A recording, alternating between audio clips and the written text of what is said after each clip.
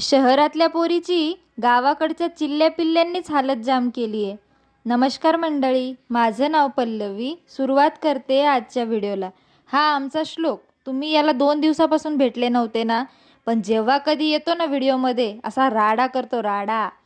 ही आमची क्यूटशी श्रीजा आणि संस्कृती, दोघी बहिणी आहेत. किती गोड दिसतात ना. ती पळाली सायली पाठीमागून. इथे मम्मी आणि मावशी दोघी बसल्या होत्या कोथिंबीर निवडत. मावशी तर माझ्या अवताराकडेच बघत होती. काय हालत झाली म्हणे पोरीची. म्हटलं आता एवढे सगळे चिल्ले पिल्ले असताना कोणाची हालत सरळ राहतीये. इथे आमची क्यूटशी श्रीजा बोलायचा प्रयत्न करत होती. बोलायचं तर भरपूर काही आहे, पण शब्दच फुटत नव्हते. म्हटलं असू द्यात, तुझ्या वाटचे शब्द आपली सायलीच बोलून देईल.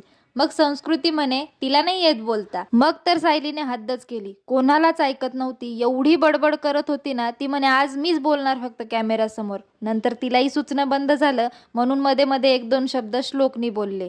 श्लोक बोलायला लागला तेवढ्यात आमच्या बारकीला काय झालं काय माहिती. बारकी अचानक म्हटली, माझ्याकडे कॅमेरा करा, मला बोलायचंय. तिने जोर जोरात आई आई आई आई असं सुरू केलं. लगेच तिला आईकडे देऊन टाकलं. म्हटलं चला आता ताईकडे जाऊया. इथे ही कशाची तयारी करते मला माहित नाही बरं का, पण एका जमान्याची आमची ब्युटी क्वीन असणारी आज मी तिच्यापेक्षा सुंदर दिसते का नाही हे कमेंट बॉक्समध्ये सांगा. तशी ती सुंदरच आहे बरं का. ही ताई काय करते हे कळाल्यानंतर दुसरी ताई काय करते ह्याची पाहणी करायला गेले. तर यांच्या इथं गप्पाही चालू होत्या आणि चुलीवरच्या चपात्याही चालू होत्या.